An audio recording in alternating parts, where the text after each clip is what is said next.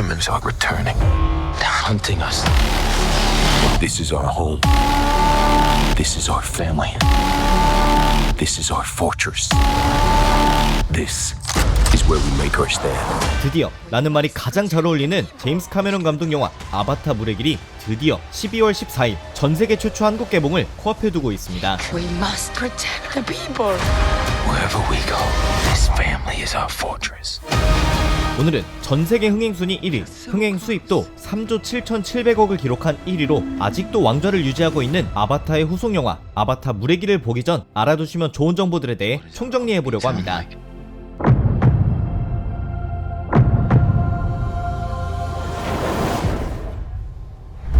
우선 영화는 전작 아바타의 주요 배경과 같은 판도라 행성으로 시간적 설정은 10년도 더 지난 이야기라고 하는데 이 10년이라는 세월이 가져다준 가장 큰 변화는 바로 전작의 주인공 제이크와 네이티리의 5명의 자녀들입니다. 둘이 낳은 것은 첫째 네테양, 둘째 로아크, 가장 어린 투크 3명이고 키리라는 아이는 그들이 입양한 나비족 아이, 그리고 스파이더라고 불리는 인간 아이도 입양한 것으로 전작의 인간 본거지였던 헬스게이트에서 발견되었다는 설정입니다. 이 5명의 아이들 중 눈에 띄는 캐스팅은 전작의 그레이스 박사 역을 맡았던 배우 시고니 위버인데 60대의 나이로 10대 소녀이자 입양된 딸인 키리를 연기한 것으로 현장에선 그녀를 딸로 받아들였던 제이크 역의 샘 워싱턴뿐 아니라 제임스 카메론 감독도 시고니 위버를 10대 소녀로 캐스팅한 것에 다시 한번 확신할 수 있었다고 밝혔을 정도로 감쪽 같았다고 합니다. 어쨌든 이렇게 5명의 자녀와 살던 제이크 가족에겐 모종의 사건이 벌어지게 되고 집을 떠나 바닷가로 도망치게 되는데 Why do you come to us? I just want to keep my family safe. 이곳에서 그들이 만나게 된 것이 이번 영화에 새로 등장하는 매트 케이나 부족입니다. 부족장 토노와리와 로네일이 이끄는 매트 케이나 사람들의 특징이라면 제이크와 네이티리가 소속되어 있던 오마티카야 부족과 같은 나비 종족이지만 신체적으로 꼬리가 더 두껍고 피부의 색도 조금 다른데 파란빛이 도는 피부를 가진 이들이 오마티카야 부족, 초록빛이 도는 이들이 매트케이나 부족으로 이해하시면 될 것 같습니다. 문제는 바닷가로 도망쳐온 제이크 가족은 환대받지 못하는 상황인데 We cannot let you bring your war here. Outcast. That's all they see. 약 10년 전 제이크가 판도라를 이끌어 인간들을 쫓아냈다는 것은 자명한 사실이지만 그들의 리더 토노와리는 결국 인간들이 다시 제이크를 쫓아올 것으로 우려하고 있었고 그럼에도 집에 찾아온 이들을 잘 대접해줘야 하는 그들만의 문화 때문에 어쩔 수 없이 받아들이는 복잡한 사정이 있는 상황입니다.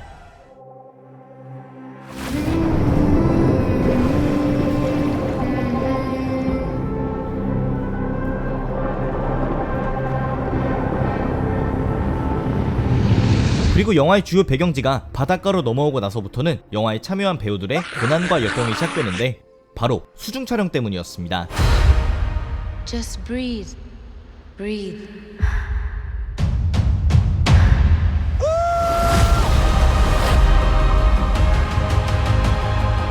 제임스 카메론 감독은 촬영에 들어가기 전 바닷속 배우들의 움직임을 어떻게 구현할 것인가에 대한 고민이 많았다고 하는데 물이 없는 환경에서 배우들을 와이어에 매달고 가상의 수중 환경을 만드는 드라이 포 웻 촬영 기법을 시도해봤지만 결국은 물속에서 촬영할 수밖에 없다는 생각만 분명해졌다고 밝혔습니다.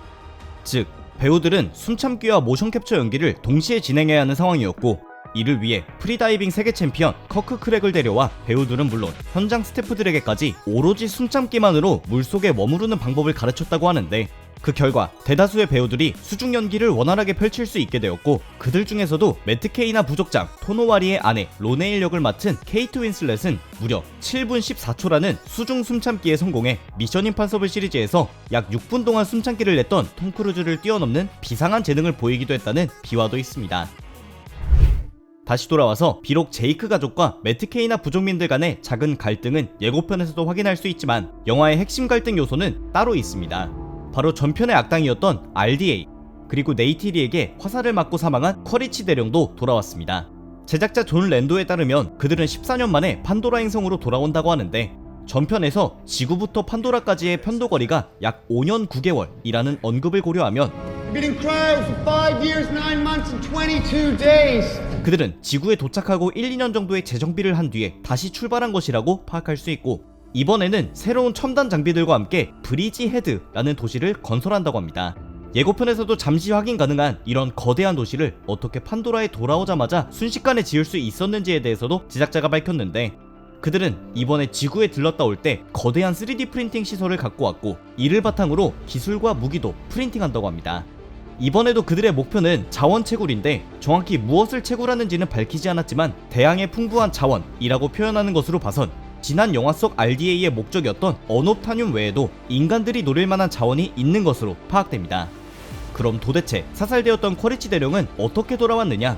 제작진에 의하면 여기서도 RDA의 최신 기술이 활용되는데, 그들은 군인들의 기억을 유전 자율적 아바타 리콤, 쉽게 말해 죽은 군인의 기억을 아바타의 육체에 넣어 되살리는 것입니다. 제임스 카메론 감독의 인터뷰를 뒤져보면 쿼리치 대령 배역의 배우 스티븐 랭이 이번 영화의 단 1분의 장면을 위해 1편과 똑같이 몸을 만들어야 했다는 발언을 했는데, 이를 바탕으로 유추해보면 사망한 쿼리치 대령의 시체를 RDA 쪽에서 수습하는 장면이 있지 않을까 추측되며, 이렇게 수습한 육체에서 기억을 추출해 아바타로 되살리는 시나리오를 생각해 볼 수 있습니다. 어쨌든 이번엔 나비족의 몸으로 돌아오는 쿼리치 대령이지만 그의 목적은 지난 영화보다 더욱 독해졌는데, 그들의 자원 수탈에 방해가 되는 나비족들을 학살해서라도 쫓아내는 것뿐만이 아니라 이번엔 제이크에 대한 복수심도 가득한 상태입니다. 종합적으로 판도라의 더 넓은 세계를 탐구하고 새로운 등장인물들과 그 세계를 가득 채운 다양한 크리처들,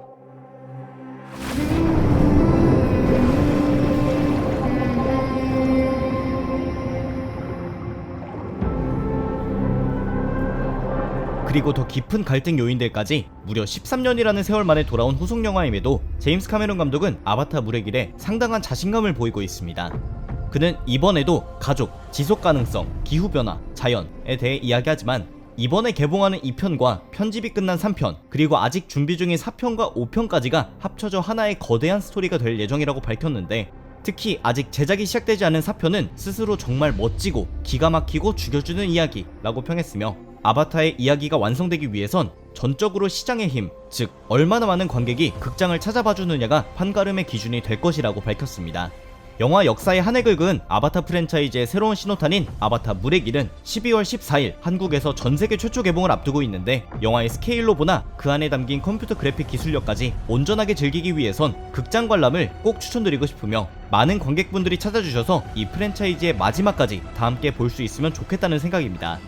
오늘의 영상은 여기까지였습니다. 재밌게 보셨다면 추천과 댓글, 그리고 구독도 부탁드립니다.